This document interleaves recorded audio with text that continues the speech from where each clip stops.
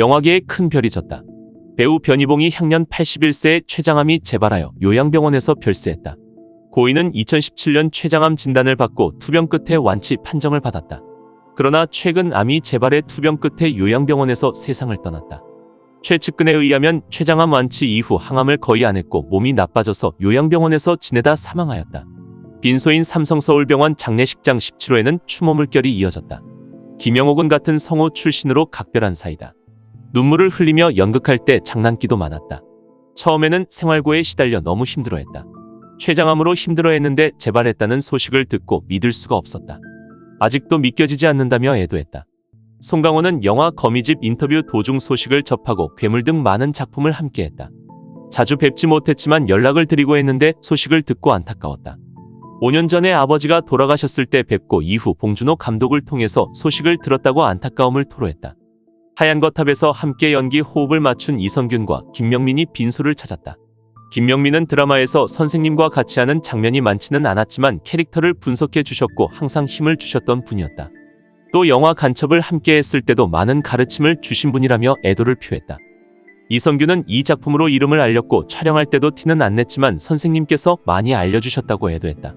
봉준호 감독은 아카데미 상을 받은 기생충에서 선생님과 하려고 했는데 건강상 이유로 불발됐다. 그때만 해도 정정해 보이셨는데 영화계에 큰 별이 졌다며 안타까워했다. 김혜수는 항상 후배들에게 귀감이 되는 선생님이셨다며 선생님 덕분에 영화계가 발전할 수 있었다며 애도했다. 박해일은 빈소에서 눈물을 흘렸다. 국화꽃 향기 때 촬영장 분위기를 잡아주셨는데 너무나 슬프다고 고백했다. 문소리는 영화에서 NG가 많이 나자 선생님의 눈치가 보였다. 하지만 긴장하지 말라며 다독여주셨다. 후배들에게 항상 힘을 주는 분이셨다며 눈물을 흘렸다.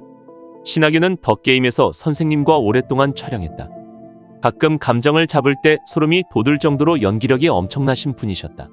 좋은 곳으로 가셨을 것이라며 고백했다. 배두나는 괴물에서 액션씬을 찍을 때 나보다 체력이 좋으셨다며 너무 안타깝다며 오열했다. 김혜자와 고두심도 빈소에서 눈물을 흘렸다. 전원일기 때 뵙고 영화를 많이 하셨다. 촬영할 때 촬영장 분위기가 다운되면 힘을 주셨던 분이다. 너무나 슬프다며 고인을 애도했다. 1997년 IMF 외환위기 당시에 변희봉 역시 큰 위기를 맞았다. 돈이 없어서 마이너스 통장을 만들었는 새 금세 상한선을 넘어버렸다. 당시 마이너스 통장이 8천만 원이 넘었고 크게 고생했다고 회상했다. 변희봉은 취미로 분재에 빠져 있을 때인데 사업까지 확대시켰다. 서울은 근처의 땅을 1200평 사서 나무를 엄청나게 심었다. 청매, 홍매, 소나무, 매화 등등을 9년 정도를 키워서 막 수출을 하려는 참이었다. 그런데 갑자기 외환위기가 빵하고 터져버렸고 완전히 망해버렸다. 젊었을 때 마누라에게 경제적인 걱정을 너무 많이 끼쳤다며 안타까워했었다. 부인에게 그 고통스러운 고민을 큰 걱정거리를 줬다며 참 미안하다고 눈물을 흘렸다. 고인은 생전 부인과 함께 전국을 돌며 시간을 같이 보냈다. 원래부터 걷는 것을 좋아했고 대본을 보면서 외우는 습관이 있었다.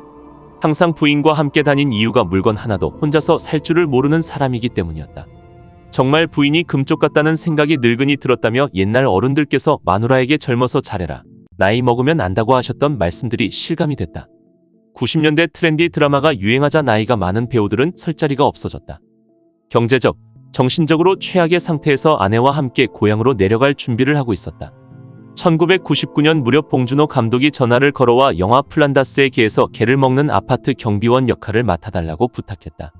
변희봉은 처음엔 단칼에 거절했는데 과거 영화에 대한 안 좋은 기억 때문이었다.